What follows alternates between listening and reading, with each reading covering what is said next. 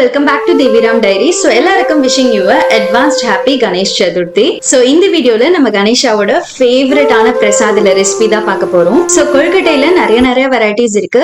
But நான் இங்க வந்துட்டு ரெண்டு ரொம்ப சிம்பிளான ஒரு கார ரெசிபி, ஒரு பூர்ணம் வச்ச ஸ்வீட் ரெசிபி, ரெண்டு சிம்பிளான ரெசிபி தான் ஆட் பண்ணியிருக்கேன்.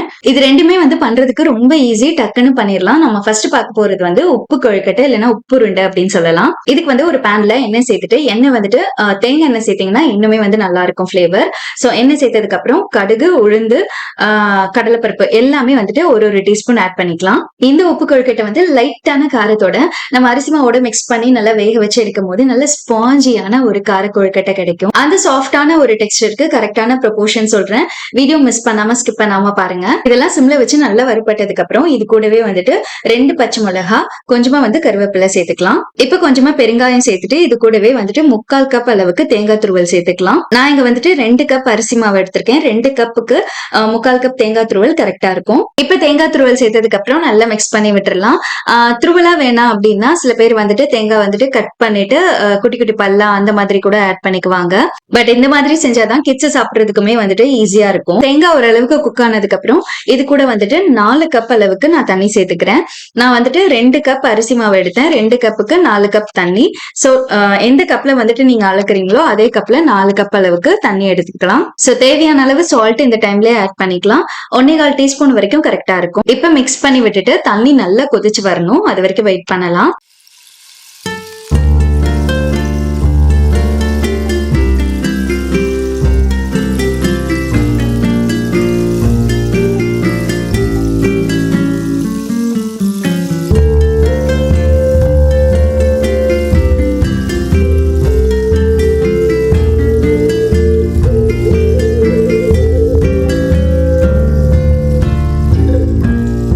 இப்ப இந்த ஸ்டேஜ்ல 2 கப் அளவுக்கு அரிசி மாவு எடுத்திருக்கோம் இல்லையா, அதை சேர்த்து பொறுமையா மிக்ஸ் பண்ணி விடலாம். இனிஷியலா வந்துட்டு பாக்குறதுக்கு தண்ணி நிறைய இருக்கிற மாதிரி இருக்கும்.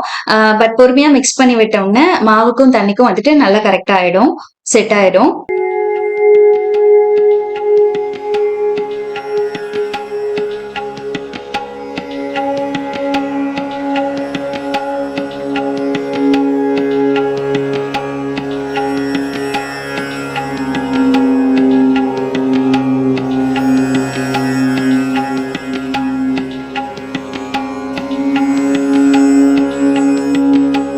இப்ப மாவு நல்லா மிக்ஸ் பண்ணி வச்சிட்டோம். சோ கொழுக்கட்டை பண்றதுக்கு ரெடியா இருக்கு மாவு. இப்ப இந்த மாதிரி இலையில நல்லா ஆயில கிரீஸ் பண்ணிக்கலாம். இதுக்குமே உங்களுக்கு தேங்காய் எண்ணெய் ஃபிளேவர் பிடிக்கும் அப்படின்னா இங்கேயுமே நீங்க வந்து தேங்காய் எண்ணெயை வந்து நல்லா கோட் பண்ணிக்கலாம். மாவு எல்லாத்தையும் இதுல எடுத்து ஆற விட்டுறலாம். ரொம்ப வந்துட்டு ஆறணும்னு இல்ல, ஓரளவுக்கு வெது வெதுன்னு இருக்கும் போது நம்ம எடுத்து என்ன ஷேப்ல வேணுமோ நம்மளுக்கு தேவையானபடி கொழுக்கட்டை பிடிச்சுக்கலாம்.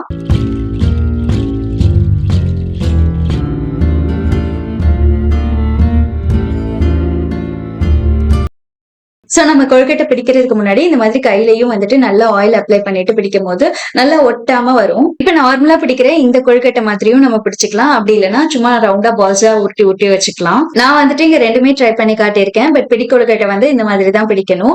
சோ என்னோட கைக்கு இந்த மாதிரி ஷேப் தான் கிடைச்சது. ஒரு கைக்கும் ஒரு மாதிரி ஷேப்ல கிடைக்கும். சோ ட்ரை பண்ணி பாருங்க. இந்த மாதிரி ஒரு இலை எடுத்து ஆயில் நல்லா அதுலயும் தடவிட்டு அதுக்கப்புறம் நம்ம பிடிச்சு வச்சிருக்க எல்லா கொழுக்கட்டையும் இதுல ஆட் பண்ணிக்கலாம். நான் ஒரு ஸ்டீமர்ல பிடி கொழுக்கட்டை ஃபுல்லா அரேஞ்ச் பண்ணிட்டேன். இன்னொரு ஸ்டீமர்ல வந்துட்டு நல்லா பால்ஸா உருட்டி அதை வந்து அந்த ஸ்டீமர்ல அரேஞ்ச் பண்ணிட்டேன். சாரி, ஸ்டீமர் இல்ல, ஸ்டீமர் பிளேட்ல அரேஞ்ச் பண்ணி எடுத்துக்கலாம். அதுக்கப்புறம் உங்கள்கிட்ட ஸ்டீமர் இருந்தது அப்படின்னா அதுல வச்சு வேக வச்சு எடுத்துக்கோங்க. அப்படி இல்ல அப்படின்னா இந்த மாதிரி இட்லி பாத்திரத்துல வச்சு வேக வச்சு எடுத்துக்கலாம். இப்ப இந்த மாதிரி ஒன்னோட ஒண்ணு ஒட்டாம கரெக்டா அரேஞ்ச் பண்ணிட்டு உள்ள வச்சு மூடி போட்டு ஒரு 10 நிமிஷத்துக்கு வேக வச்சு எடுத்தீங்கன்னா நம்மளோட சூப்பரான சாஃப்டான கொழுக்கட்டை ரெடி ஆயிரும். பாக்குறதுக்கே எவ்வளவு சாஃப்டா இருக்கு பாருங்க. ஆக்சுவலா ரொம்ப சாஃப்டா, ரொம்ப ஸ்பாஞ்சியா, ரொம்ப எம்மியா இருந்துச்சு. இந்த சாஃப்ட்னஸ் வந்து எவ்வளவு நேரம் ஆனாலும் அப்படியே தான் இருக்கும். ரீசன் வந்து நம்ம மிக்ஸ் பண்ணிருக்க ப்ரொபோர்ஷன் அப்படி. So just have a try.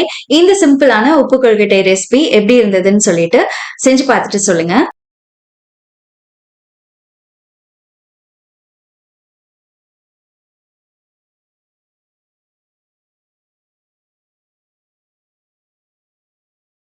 இப்ப நம்ம அடுத்ததா பார்க்க போறது வாழை இலையோட சேர்த்து வேக வைக்கிற இந்த இலை கொழுக்கட்டை தான். இந்த ஸ்வீட் கொழுக்கட்டைய வாழை இலையோட சேர்த்து ரோல் பண்ணி வேக வைக்கும் போது டேஸ்ட் ரொம்பவே என்ஹான்ஸ் பண்ணி கொடுக்கும். இதுக்கு 1 கப் அளவுக்கு அரிசி மாவு எடுத்திருக்கேன். சால்ட் வந்துட்டு நான் ஆல்ரெடி 1 டீஸ்பூன் ஆட் பண்ணிட்டேன். லைட்டா நெய்யும் ஆட் பண்ணிட்டு சுடுதண்ணி ஊத்தி இந்த மாதிரி நல்லா மிக்ஸ் பண்ணி விட்டுக்கோங்க. தண்ணி வந்துட்டு இதுக்கு 1.25 கப் அளவுக்கு பிடிக்கும். எனிவேஸ் நீங்க கொஞ்சம் கொஞ்சமா ஆட் பண்ணி இந்த மாதிரி மிக்ஸ் பண்ணி பாருங்க. ரொம்ப அடிச்செல்லாம் பிசைய வேண்டாம். இந்த மாதிரி ஸ்பூன் வச்சு நல்லா மிக்ஸ் பண்ணி கொடுங்க. சோ பூர்ண கொழுக்கட்டைக்கு பேஸ் மாவு வந்துட்டு 2 விதமா மிக்ஸ் பண்ணலாம். ஒண்ணு வந்துட்டு நீங்க கரெக்டான ரேஷியோ உங்களுக்கு தெரிஞ்சது அப்படின்னா சுடுதண்ணி சூடு பண்ணிட்டு மாவு வந்துட்டு அதுலயே வந்துட்டு சால்ட் போட்டு அப்படியே மிக்ஸ் பண்ணி நீங்க எடுத்துக்கலாம். அப்படி இல்ல வந்துட்டு கரெக்டா உங்களுக்கு ஜட்ஜ் பண்ண தெரியல அப்படின்னா ஹாட் வாட்டர் வந்துட்டு நம்ம கொஞ்சம் கொஞ்சமா தொளிச்சு மிக்ஸ் பண்ணோன்னு பதம் வந்தோன்னு எடுத்துக்கலாம். இந்த மாதிரி ரெண்டு மெத்தட்ல நீங்க மிக்ஸ் பண்ணி எடுத்துக்கலாம். இப்ப ரெடி பண்ண மாவை ஒரு 20 நிமிஷம் அப்படியே மூடி வச்சிடலாம். இப்ப சிம்பிளான ஒரு ஃபில்லிங் ரெடி பண்ணலாமா? தேங்காய் ஃபில்லிங் தான் நம்ம ரெடி பண்ண போறோம். அதுக்கு வந்துட்டு ஃபர்ஸ்ட் வெல்லம் பாகு எடுத்துக்கலாம். 1/2 கப் தண்ணிக்கு 1 கப் வெல்லம் கரெக்டா இருக்கும். வெல்லம் வந்து உடைக்க முடிஞ்சா உடைச்சிட்டு நீங்க 1 கப் வந்ததுன்னா அதை ஆட் பண்ணிக்கோங்க. நான் உடைக்காம அப்படியே ஆட் பண்றேன். ரெடி ஆயிட்டு இருக்கட்டும். இப்ப வந்து ஒரு பேன்ல நெய் சேர்த்துக்கலாம். நெய் கொஞ்சம் தாராளமா நான் சேர்த்திருக்கேன். நெய் சூடானதும் அது கூட 1/4 கப் அளவுக்கு துருவன தேங்காய் சேர்த்துக்கிறேன். இது ரொம்ப சிம்பிளான ஒரு பொருளும் சட்டுன்னு ரெடி பண்ணிடலாம். இப்ப சேர்த்திருக்க தேங்காயை நெய்லயே நல்லா இந்த மாதிரி மிக்ஸ் பண்ணி விட்டுக்கலாம். சோ ஓரளவுக்கு கலர் வந்து நல்லா சேஞ்ச் ஆகுற வரைக்கும் மிக்ஸ் பண்ணி விட்டுக்கலாம். இந்த அளவுக்கு கலர் நல்லா சேஞ்ச் ஆகி வந்ததுக்கு அப்புறம் நம்ம எடுத்து வச்சிருக்க பாகை இதுல ஆட் பண்ணிக்கலாம். ஃபில்டர் பண்ணிட்டு ஆட் பண்ணிக்கலாம். ஏன்னா நம்ம அப்படியே சேர்த்தோம், அதுல வந்து நிறைய தூசு மண்ணெல்லாம் இருக்கும். அதனால ஃபில்டர் பண்ணிட்டு இதுல ஆட் பண்ணிக்கலாம். சோ இனிஷியலி இப்படி இருக்கும். நல்லா கொதிச்சு வந்ததுக்கு அப்புறம் எல்லாம் ஒண்ணு சேர்ந்து நல்லா ஃபில்லிங்க்கு கரெக்டா வந்துடும். நல்ல ஒரு திக்கான கன்சிஸ்டன்சில கலரும் சேஞ்ச் ஆகி ஃபில்லிங்க்கு கரெக்டா வர அளவுக்கு வெயிட் பண்ணணும். இந்த கேப்ல நம்ம மாவு ஓபன் பண்ணி பாத்திரலாம். சோ மாவு வந்து கரெக்டா செட் ஆயிருச்சு. இப்ப நம்ம அவுட்டர் லேயரோட கொழுக்கட்டை ரெடி பண்ண ஆரம்பிக்கலாம். அதுக்கு வந்துட்டு தேவையான அளவு இலை கட் பண்ணிட்டு அது மேல எண்ணெய் தடவி வச்சுக்கலாம். நான் பெரிய சைஸ்ல எல்லாம் எடுத்துட்டேன். ஆக்சுவலா இவ்வளவு தேவைப்படாது, நீங்க தேவைக்கேற்ப கட் பண்ணிக்கோங்க. நான் வந்துட்டு வச்சதுக்கு அப்புறம் நான் கட் பண்ணி எடுத்துக்கிட்டேன். இது இருக்கட்டும். மீன்வைல் நம்மளோட ஃபில்லிங் வந்து ரெடி ஆயிடுச்சு. சோ கலர்லாம் நல்லா சேஞ்ச் ஆகி நல்ல ஒரு திக்கான கன்சிஸ்டன்சிக்கு வந்திருக்கு. சோ ஃபில்லிங்க்கு ஆப்டான கன்சிஸ்டன்சி தான் இது. வந்துட்டு கரெக்டான பதம். இதுக்கு மேல ட்ரை ஆக விட்டாலும் கொழுக்கட்டைக்குள்ள இருக்க அந்த ஃபில்லிங் வந்துட்டு நல்ல ஒரு ஜூசியான ஃபீல் இருக்காது. சோ இந்த ஒரு பதத்திலே ஏலக்காய் பொடி ஆட் பண்ணிட்டு நல்லா மிக்ஸ் பண்ணிக்கலாம்.